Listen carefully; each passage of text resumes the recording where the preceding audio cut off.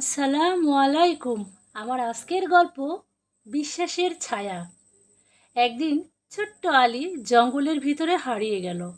চারিদিকে অজানা শব্দ, গাছের ছায়া আর নিঃসঙ্গতা তাকে আরও ভয় ধরিয়ে দিল। হঠাৎ সে দেখতে পেল এক বিশাল ভালুক একটি গাছের পাশে ঘুমিয়ে আছে। আলী ভয় পেল, কিন্তু ভালুকটি ধীরে ধীরে চোখ মেলে দেখে, মুখে কোমল হাসি। আলী থমকে যায়। ভালুকটি কিছু না বলে আলীর দিকে তার বড় বড় পা বাড়িয়ে দেয়, যেন বলতে চায়, ভয় পেও না, আমি আছি।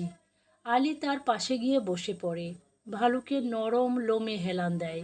সে চোখ বন্ধ করে আল্লাহর কাছে দোয়া করে, হে আল্লাহ, আপনি যদি এমন নিরাপদ আশ্রয়ে পাঠাতে পারেন, নিশ্চয়ই আপনি আমাকে ঘরে ফিরিয়ে নেবেন। সন্ধ্যা নামার কিছু আগে একটা খোঁজ দল এসে আলীকে পায়। সে ফিরে গিয়ে মায়ের বুকে মুখ গুজে বলে, আল্লাহ আমাকে রক্ষা করেছেন মা।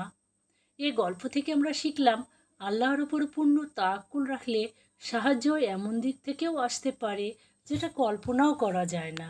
সবশেষে বলি, লাইক, কমেন্ট এবং সাবস্ক্রাইব করতে ভুলবেন না। সকলকে অনেক অনেক